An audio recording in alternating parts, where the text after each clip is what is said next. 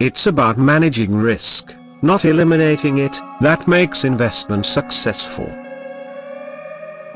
Realists who buy from pessimists and sell to optimists are wise investors. Risk management, not return management, is the core of investment management. The wise investor should understand that market panics can lead to amazing pricing for both good and great companies. The market functions as a voting machine in the near term, but a weighing machine in the long term. It is not the goal of investing to outperform the competition. It involves self-control in your own game. When investing, be as businesslike as possible. The greatest way to judge your investment success is if you've implemented a financial strategy and behavioral discipline that is likely to bring you where you want to go, not whether you're outperforming the market. Risks are greater when valuations are high. There is nothing you can do to avoid losing money when investing. It is an unavoidable aspect of the process. But if you want to invest wisely, you have to be in charge of making sure that you never lose most or all of your money. If you overpay for the stock, a great firm is not a terrific investment. The investor's biggest issue and possibly deadliest foe is going to be him or herself. Never purchase or sell stock shortly following a significant increase or decrease. Successful investors think carefully about what they do and how they do it. They are disciplined and reliable. Those who invest profit for themselves, while those who speculate profit their brokers. Experience has shown us that the best moment to buy equities is when they are being unfairly depressed by hardship. In other words, they ought to be purchased at a discount or not at all. An investing operation is one that, after careful consideration, guarantees the protection of the principal and a reasonable return. In essence, the margin of safety serves to eliminate the need for an accurate future prediction. In essence, investing and uncertainty go hand in hand. Never fool yourself into thinking you're investing when you're really just speculating. People who struggle with controlling their emotions are not suitable to make money from investing. Before investing, be sure you've realistically evaluated your chances of being correct and how you'll handle the fallout from being wrong.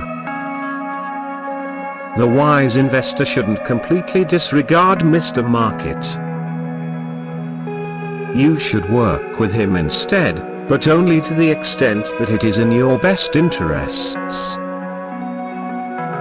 To avoid going along with the mob, the wise investor will probably need a lot of willpower.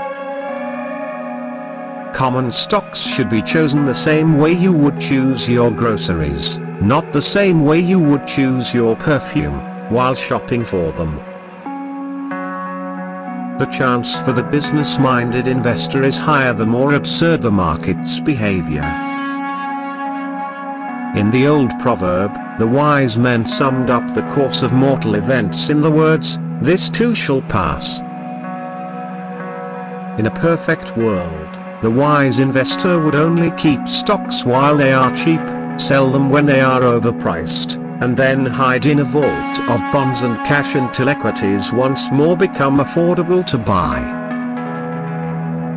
The price paid will always affect the safety margin. At one price, it will be big. At some higher prices, it will be small, and at some still greater prices, it won't exist. Mr. Market's responsibility is to give you pricing. Your responsibility is to determine whether acting on those prices would benefit you. He won't force you to trade with him just because he begs you to. people on Wall Street never learn anything and never forget anything, you reduce the likelihood that your wealth would ever vanish or be unexpectedly destroyed by refusing to spend too much for an investment. Despite the existence of excellent and terrible corporations, there is no such thing as a good stock. Instead, there are only good stock values, which fluctuate. Never purchase or sell a stock because it has increased in price. While enthusiasm may be required for tremendous achievements elsewhere, it virtually always results in disaster on Wall Street. The wise investor is more interested in large growth stocks when something goes wrong rather than when they are most in demand. Utilize your wisdom and expertise with courage. Even if others may hesitate or disagree, act on your judgment if you have drawn a conclusion from the evidence and are confident in it. Investors who allow themselves to become overly panicked or concerned by unwarranted market falls in their holdings are perversely turning their basic advantage into a fundamental disadvantage. Never mix your trading and investing activities in the same account or in any aspect of your thinking, the saying goes. Protection against undesirable events is emphasized heavily in security analysis. By requiring safety margins or values that are far more than the purchase price, we are able to get this protection. I immediately came to the conclusion that the ultimate secret to financial happiness was a modest level of life, which was easily attainable in nearly all economic situations. A company's obvious physical development prospects do not always translate into clear returns for investors. You can refuse to let other people's emotional swings determine your financial future by strengthening your discipline and courage. In the end, how you behave matters a lot more than how your investments behave. Mr. Market does not always value stocks in accordance with how a business would be valued by an appraiser or a private buyer. Instead, he gladly overpays for equities while they are rising, and he desperately tries to sell them when they are falling for less money than they are actually worth. An astute investor finds satisfaction in the realization that his actions are completely at odds with those of the herd.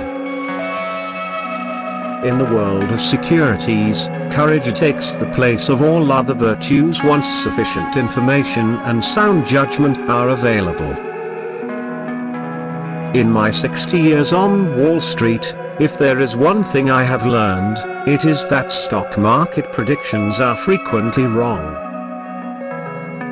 The tale of Joseph in Egypt and the 7 fat and the 7 lean years has become part of folklore down the ages, but modern economic thinking appears to have drifted away from such a straightforward and fundamental approach to the responsible administration of a nation's welfare.